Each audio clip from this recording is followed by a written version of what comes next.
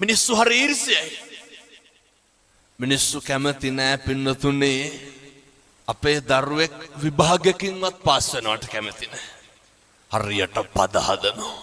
ඔය අත්තන්ගේ පැතිවල එහෙම නැතුව ඇති. මම කියන්නේ බොහෝ පැතිවල එහෙමයි. මිනිස්සු හරියට ගතු කියනවා. සමහර විට මේ අම්මලාට මතක් වෙනවත් ඇති අපේ ගමේ අහවලා වාගේ කියලා. මිනිස්සු එහෙමයි. මිනිස්සු කවදාවත් සතුටු නෑ අපිට හරියනවට. හරි කැමති වරදිනවා නම්. ඉබ්බටත් ඕක උනේ.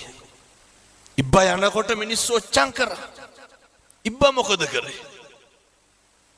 අර මිනිස්සුන්ට බැන්න. බනිනකොට ඉබ්බා වැටිලා මැරුණා. අපි මොකද කරන්නේ? කියමු බලන්න. ඔය ජීවිතේ කේන්ති ගියා නම් කවදා හරි කේන්ති ගියේ.